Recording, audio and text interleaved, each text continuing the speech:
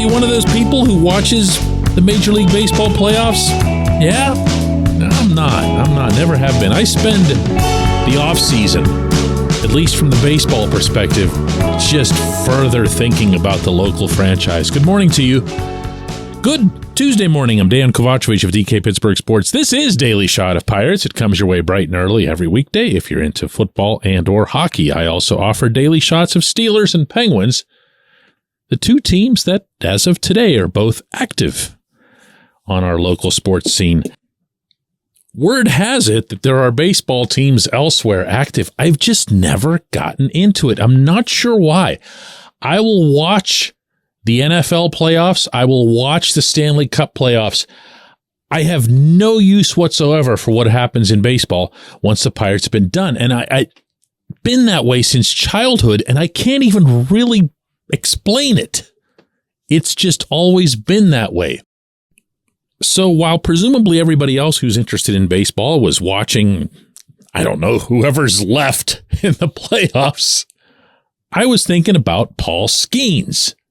This crossed my mind yesterday, I swear. On my birthday, no less. No real reason for it.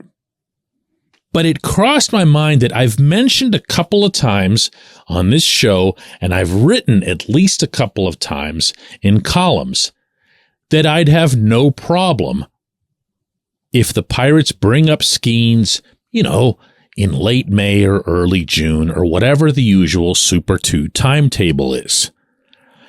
And the reason that I thought about it was that I don't actually feel that way, and I didn't word it particularly well. So if that sounds to you like I'm about to give you a walk back, I'm not really. It's more a point of clarity than anything else. My view of Skenes as to where he is right now as a pitcher, as it applies to being big league ready, is that he could probably benefit from a month or two in the minors. Anyone who paid attention to what he was doing after the draft and what the team was doing with him, it was just a series of one-inning hello and wave to everybody and say that he achieved a certain level and call it a day. They didn't want to stretch him out in any way, and I completely supported that. I didn't like Skenes' inning count at LSU. I thought it bordered on abuse, to be honest with you, by the time he got to the College World Series. And I would have been just fine if they had said, listen, kid, here's your $9.25 million bonus. Don't spend it all in one place, and don't pitch until we all get back to Bradenton next February. I would have been totally all right with that. As it was, they seemed to manage it okay. I think he only ended up totaling 6 2/3 innings over his various stops. Like each one was just an inning at a time. And then near the end, it got kind of clumsy because he was on the main broadcast of the parent club, and he blurted out that he was feeling some general fatigue. And what do you know, the next day, just like magic, they cancel his final minor league start. Like, oops. But whatever, no harm, no foul. And he was shut down at that point, and that was it. Here's where I want to issue the clarification, though. Let's say that Skenes comes into spring training, and I'm talking about from the point of pitchers and catchers, and you see what this kid can do. You see the stuff, you see the velocity, you see the poise, and he gets into Grapefruit League games against big league hitters, and you can have that arranged. You can have that be something where he just lines up at the very beginning of the game, maybe only pitches an inning or two, whatever, but you get to see some of it. And you like what you see. And then he begins building up. Then he gets stronger. Then he gets more confident. Then he feels more like he belongs, and you still haven't sent him down. And let's take it further, even though this shouldn't technically matter for a prospect, but just throwing it in there.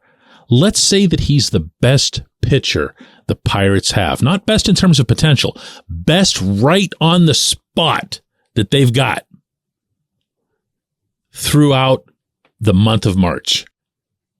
let's say, just for argument's sake, that he's everything that you'd hope at that stage, without overstating it, without, coming in and suggesting that he's the next Nolan Ryan or whatever, but that he's everything that you'd hope for at that stage.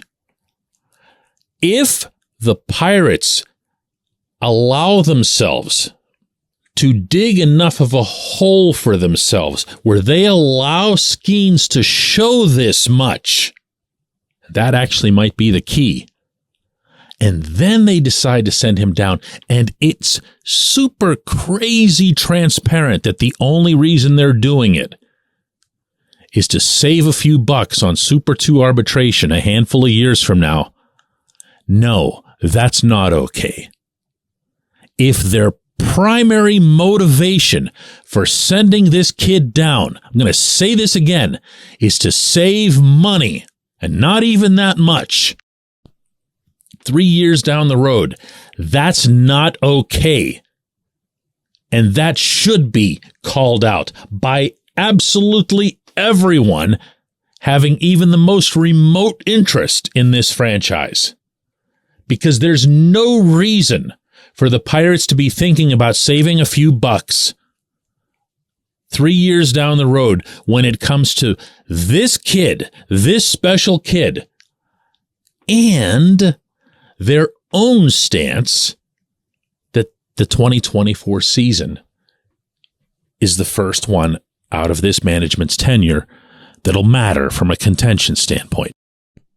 They should have nowhere to hide in that event. Now, I'm telling you guys a lot that I don't believe in preemptive anger, so I'm not going to get all goofy here over something that hasn't happened. Here's hoping that they do the right thing. Here's also hoping that the other scenario that I offered leading into this happens as well, because you want Skenes to be that special kid. So if you want to know what I think is a realistic scenario out of all this, it's that Skenes would mow some people down early. The Pirates would convene amongst themselves and say, all right, that's enough.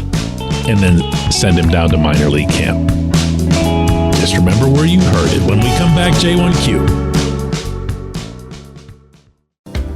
This portion of Daily Shot of Pirates is brought to you by our friends at North Shore Tavern. That's directly across Federal Street from PNC Park. It's home of Steak on a Stone, an eating experience, underscoring the word experience.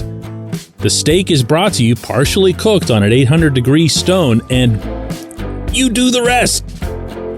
It's a ton of fun, it's a great meal, and it's a baseball atmosphere like no other in Pittsburgh. North Shore Tavern, right across Federal Street from PNC Park. Your front door, your car, your bike, your computer, your gun. Safety is a habit. Every day you lock and secure your home and everything you want to keep safe. Gun safety and responsible storage are no different, and the best way to help prevent accidents, misuse, and theft. If you have a firearm, own it, respect it, and secure it. Visit ProjectChildSafe.org. Brought to you by the National Shooting Sports Foundation and the Bureau of Justice Assistance.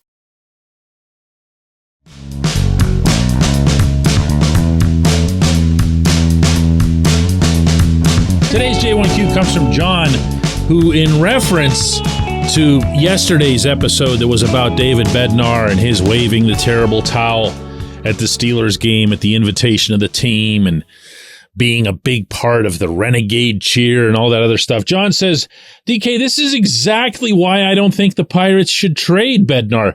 Pittsburgh embraces their own and loves a blue-collar folk hero. Bednar is both. He's also been one of the 5 best closers in the game for a couple seasons now. Ben Cherington would do well to lock him up on a long-term deal.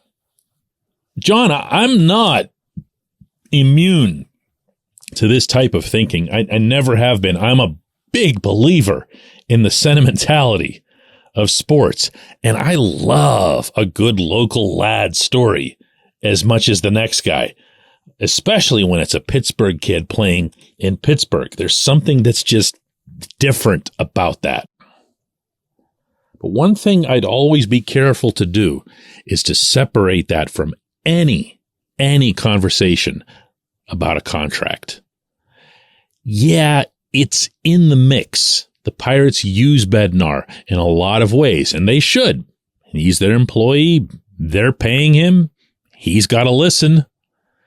And he takes care of business for them. He really does. He's a great, not good, but great soldier when it comes to promoting the brand.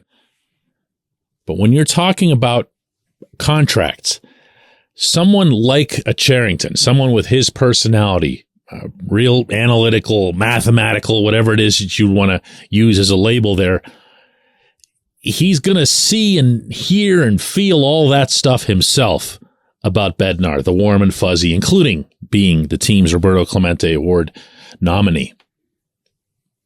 But it's going to have to show in the stats. It's going to have to show in the potential value, and not to mention the risk/reward factor. Closers, they don't often get paid at this stage of a pitcher's career. And taking that further, they don't often get paid by lower revenue teams like the Pirates. What you'll see is some $250 million team or whatever that's in the playoffs, and they have a hard time getting through a certain round. They get frustrated because somebody blew a lead along the way, and they'll go and spend $1 gazillion on some big name with some dramatic entrance music and everything else, and everyone thinks their problem is magically solved. It tends not to be. But they think that, and therefore the value gets assigned at a certain level. You don't see that with teams like the Pirates, the Brewers, and others. There's a general belief, in fact, among most GMs, regardless of their revenue scale, that closers are dispensable. Closers can be replaced fairly easily. If you think about the Pirates' own history, it's kind of weird, but over the last 20 years, for all the failure they've had as a franchise, man, can they find themselves some closers, right?